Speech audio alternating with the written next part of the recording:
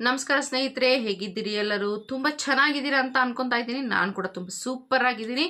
Okay, so ಇವತ್ತಿನ ವಿಡಿಯೋದ purpose ನಮ್ಮ ಗೃಹಲಕ್ಷ್ಮಿಯರ 22ನೇ ಕಂತಿನ ವಿಷಯದ ಬಗ್ಗೆ ಮಾಹಿತಿ ತಿಳಿಸೋದಕ್ಕೆ ಬಂದಿದ್ದೀನಿ. ಓಕೆ, ಸೊ ಅದಕ್ಕೂ ಮುಂಚೆ ನಾನೆಲ್ಲರಿಗೂ ಹೇಳ್ತಾ ಇದ್ದೀನಿ, ಯಾರ್ಯಾರೆಲ್ಲ ಚಾನಲ್ನ ಸಬ್ಸ್ಕ್ರೈಬ್ ಮಾಡಿಲ್ಲ ಚಾನಲ್ನ ಸಬ್ಸ್ಕ್ರೈಬ್ ಮಾಡಿ, ವಿಡಿಯೋನ ಲೈಕ್ ಮಾಡಿ, ಶೇರ್ ಮಾಡಿ, ಆದಷ್ಟು ಜಾಸ್ತಿ ಕಮೆಂಟ್ ಮಾಡಿ ಅಂತ ಹೇಳ್ತಾ, ಎಷ್ಟು ಜಾಸ್ತಿ ಕಮೆಂಟ್ ಮಾಡ್ತೀರೋ ಅಷ್ಟು ಜಾಸ್ತಿ ಜನರಿಗೆ ಇದು ತಲುಪುತ್ತೆ, ಅಷ್ಟು ಜಾಸ್ತಿ ಜನರಿಗೆ ಇನ್ಫಾರ್ಮೇಷನ್ ಸಿಗುತ್ತೆ, ಮತ್ತೆ ಹೊಸ ಹೊಸ ವಿಷಯಗಳು ನಾನು ಹೇಳ್ತಾ ಇದ್ದಂಗೆ ನಿಮಗೆ ಅದು ಮುಟ್ತಾ ಇರುತ್ತೆ. ಓಕೆ, ಸೊ ನೋಡಿ, ಯಾರು ಕೂಡ ವಿಡಿಯೋನ ಸ್ಕಿಪ್ ಮಾಡಬೇಡಿ. 22ನೇ ಕಂತಿನ ಹಣ ಯಾಕೆ ಇನ್ನೂ ತಲುಪ್ತಾ ಇಲ್ಲ ಅಥವಾ ಯಾಕೆ ತಡ ಆಗ್ತಾ ಇದೆ ಅಂತ ಹೇಳಿ ಇದರಲ್ಲಿ ಕಾರಣವನ್ನು ಹೇಳೋದಕ್ಕೆ ನಾನು ಬಂದಿದ್ದೀನಿ. ಯಾರು ಕೂಡ ವಿಡಿಯೋನ ಸ್ಕಿಪ್ ಮಾಡಬೇಡಿ, ಎಂಡ್ವರೆಗೂ ಕಂಪ್ಲೀಟ್ ವಿಡಿಯೋನ ನೋಡಿ ನಿಮ್ಮ ಸಂಪೂರ್ಣ ಮಾಹಿತಿಯನ್ನು ಪಡೆದುಕೊಳ್ಳಿ ಅಂತ ಹೇಳ್ತಾ ಇದ್ದೇನೆ. ಇದಕ್ಕೂ ಮುಂಚೆ ನಾನು ವಿಡಿಯೋ ಮಾಡಿದಾಗ 21ನೇ ಕಂತಿನ ಹಣ 80% ಜನರಿಗೆ ಬಂದಿದೆ, ಇನ್ನೂ 20% ಜನರಿಗೆ ಮುಟ್ಟಿಲ್ಲ ಅಂತ ಹೇಳಿದ್ದೆ. ಸೊ ಅದು ಮಾತ್ರ ಸತ್ಯ ಆಗಿದೆ. ಇನ್ನೂ 21ನೇ ಕಂತಿನ ಹಣ ಕಂಪ್ಲೀಟ್ ಆಗಿ ಎಲ್ಲರಿಗೂ ಮುಟ್ಟಿಲ್ಲ, ಬಹಳಷ್ಟು ಜನರಿಗೆ ಇನ್ನೂ ಬಂದಿಲ್ಲ. ಇನ್ನೂ 20%ಕ್ಕೂ ಹೆಚ್ಚು ಜನ ಅಥವಾ 20%ದಷ್ಟು ಜನರಿಗೆ ಇನ್ನೂ 21ನೇ ಕಂತಿನ ಹಣ ಮುಟ್ಟುತ್ತಾನೇ ಇದೆ. ಇನ್ನೂ ಸ್ವಲ್ಪ, ಇವತ್ತು ಸ್ವಲ್ಪ ಜನರಿಗೆ, ನಾಳೆ ಸ್ವಲ್ಪ ಜನರಿಗೆ, ಈ ರೀತಿಯಾಗಿ ಸ್ವಲ್ಪ ಸ್ವಲ್ಪ ಜನರಿಗೆ ಹೋಗ್ತಾ ಇದೆ. ಆದರೆ 22ನೇ ಕಂತಿನ ಹಣ ಇನ್ನೂ ಯಾರಿಗೂ ತಲುಪಿಲ್ಲ, ಬಹಳ ಕಡಿಮೆ. ಎಲ್ಲೋ ಕೆಲವೊಂದು ಜನರಿಗೆ ಬಂದಿರಬಹುದು. ಕೆಲವೊಂದು ಜನ ಹೇಳ್ತಿದ್ದ ಹಾಗೆ ನಮಗೆ 22ನೇ ಕಂತಿನ ಹಣ ಬಂದಿದೆ ಅಂತ ಹೇಳಿ ತಿಳಿಸಿದ್ರು. ಆದರೆ ಅವರ ಬಂದಿದ್ದ ಹಣ 22ನೇ ಕಂತಿಂದು ಅಥವಾ 21ನೇ ಕಂತಿಂದು ಅವರಿಗೆ ಕನ್ಫರ್ಮೇಷನ್ ಇಲ್ಲ. ಓಕೆ, ಸೊ 22ನೇ ಕಂತಿನ ಹಣ ಇನ್ನೂ ಬಂದಿಲ್ಲ. ಸೊ ತಡ ಆಗೋದಿಕ್ಕೆ ಏನು ಕಾರಣ ಆಗ್ತಾ ಇದೆ ಅಂತ ಹೇಳಿ ನೋಡಿದಾಗ ಸರ್ಕಾರದ ವತಿಯಿಂದನೇ ಬಂದಂತಹ ಮಾಹಿತಿ ಇದು. ಸರ್ಕಾರದ ವತಿಯಿಂದನೇ ತಿಳಿದು ಬಂದಿರೋ ಮಾಹಿತಿ ಏನಪ್ಪ ಅಂತಂತಂದರೆ, ನಾನು ಇದಕ್ಕೂ ಮುಂಚೆ ಒಂದು ವಿಡಿಯೋ ಮಾಡಿ ಹಾಕಿದ್ದೆ ಗೃಹಲಕ್ಷ್ಮಿಯ ವಿಷಯದಲ್ಲಿ. ಏನಪ್ಪ ಅಂತ ಹೇಳಿದ್ರೆ, ಯಾರ್ಯಾರೆಲ್ಲ ತಪ್ಪು ದಾಖಲೆಗಳನ್ನು ಕೊಟ್ಟು ಟ್ಯಾಕ್ಸ್ ಪೇಯರ್ಸ್ ಯಾರ್ಯಾರಿದ್ದೀರಿ ಅವರೆಲ್ಲರೂ ಗೃಹಲಕ್ಷ್ಮಿ ಯೋಜನೆಯ ಲಾಭವನ್ನು ಪಡಿತಾ ಇದ್ದೀರಿ. ಸೊ ಅಂಥವರನ್ನು ಹುಡುಕಿ ಅವ್ರು ಏನು ಮಾಡ್ತಾ ಇದ್ದಾರಪ್ಪ ಅಂದರೆ 2 ಲಕ್ಷ ಜನ ಮಹಿಳೆಯರನ್ನು ಈ ಯೋಜನೆಯಿಂದ ಕೈ ಬಿಡ್ತಾ ಇದ್ದಾರೆ ಅಂತ ನಾನು ಹೇಳಿದ್ದೆ. ಓಕೆ, ಸೊ ಅದೇ ಪ್ರಕಾರ ಅದೇ ಪ್ರೊಸೆಸ್ಸಲ್ಲಿ ಸರ್ಕಾರ ಇವಾಗಲೂ ಕೂಡ ಇದೆ. ಆದಷ್ಟೇ ಈ ಲಿಸ್ಟಲ್ಲಿರುವಂಥ ಆದಷ್ಟೇ ಜನರನ್ನು ಕೈ ಬಿಡಬೇಕಾ ಅಥವಾ ಇನ್ನೂ ಜನ ಇದ್ದಾರಾ ಅಂತ ಹೇಳಿ ವೆರಿಫೈ ಮಾಡ್ತಾ ಇದ್ದಾರೆ. ಯಾಕಂದರೆ ಯಾವುದೇ ತಪ್ಪು ಜನರಿಗೆ ಈ ಒಂದು ಯೋಜನೆಯ ಲಾಭ ಹೋಗಬಾರದು ಅಂತ ಹೇಳಿ ಉದ್ದೇಶದಿಂದಾಗಿ ನಿಜವಾಗ್ಲೂ ಬಡತನ ಮಹಿಳೆಯರಿಗೆ ಮತ್ತು ಅವಶ್ಯಕತೆ ಇರುವಂತಹ ಮಹಿಳೆಯರಿಗೆ, ನಿಜವಾಗ್ಲೂ ತೊಂದರೆಯಲ್ಲಿರುವಂತಹ ಮಹಿಳೆಯರಿಗೆ ಈ ಒಂದು ಯೋಜನೆಯ ಲಾಭ ಸಿಗಲಿ ಅನ್ನೋ ಉದ್ದೇಶದಿಂದ ಸರ್ಕಾರ ಇವಾಗಲೂ ಕೂಡ ಆ ಒಂದು ವೆರಿಫಿಕೇಷನನ್ನು ಮಾಡಲಿಕ್ಕೆ ಅಧಿಕಾರಿಗಳಿಗೆ ಹೇಳಿದ್ದರಿಂದ ಅಧಿಕಾರಿಗಳು ಇನ್ನೂ ಕೂಡ ಹುಡುಕ್ತಾ ಇದ್ದಾರೆ.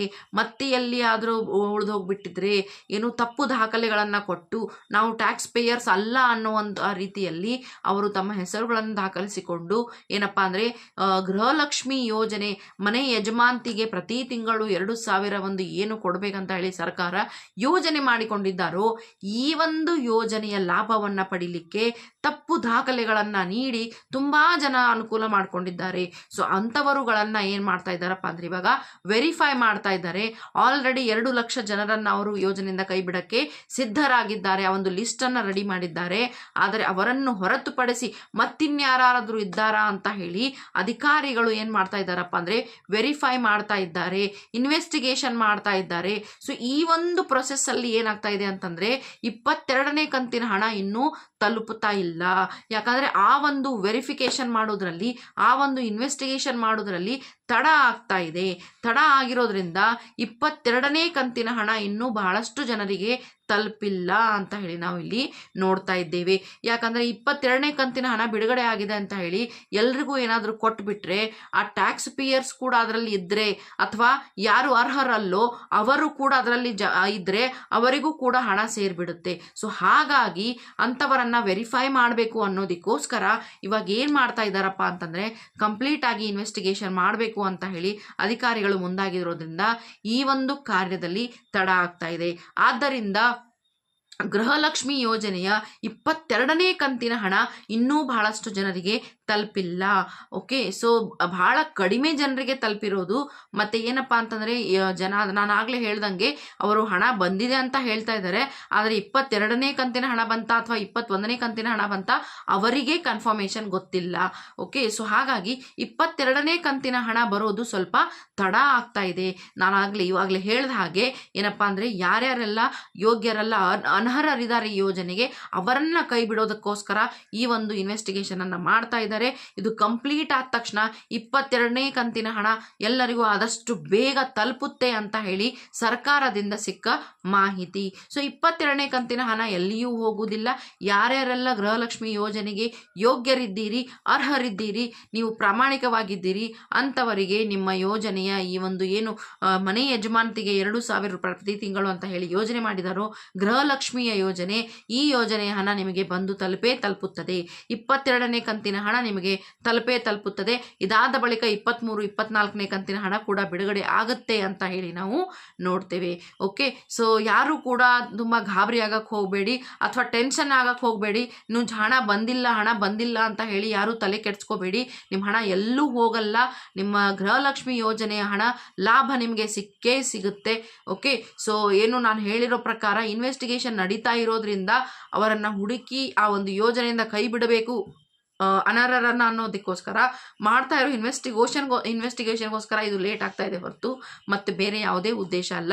ಸೊ ಹಾಗಾಗಿ 22ನೇ ಕಂತಿನ ಹಣ ಆದಷ್ಟು ಬೇಗ ಬಂದು ಮುಟ್ಟುತ್ತದೆ ಅಂತ ಹೇಳಿ ಹೇಳ್ತಾ ಇದ್ದಾನೆ. ಸೊ ಮತ್ತೇನಾದರೂ ಹೊಸ ಅಪ್ಡೇಟ್ ನನಗೆ ಸಿಕ್ಕಲ್ಲಿ, ಗೃಹಲಕ್ಷ್ಮಿ ಯೋಜನೆಯ ಬಗ್ಗೆ ಹೊಸ ವಿಷಯ ನನಗೆ ತಿಳಿದು ಬಂದರೆ ಆದಷ್ಟು ಬೇಗ ನಿಮಗೆ ತಿಳಿಸ್ತೇನೆ ಅಂತ ಹೇಳ್ತಾ, ಮತ್ತೇನಾದರೂ ಹೊಸ ವಿಶೇಷ ಇದ್ದರೆ ಮುಂದಿನ ವಿಡಿಯೋದಲ್ಲಿ ಮತ್ತೆ ಭೇಟಿಯಾಗೋಣ. ಅಲ್ಲಿವರೆಗೂ ಎಲ್ಲ ನನ್ನ ಸ್ನೇಹಿತರಿಗೂ ಶುಭ ದಿನ. ನಮಸ್ಕಾರ.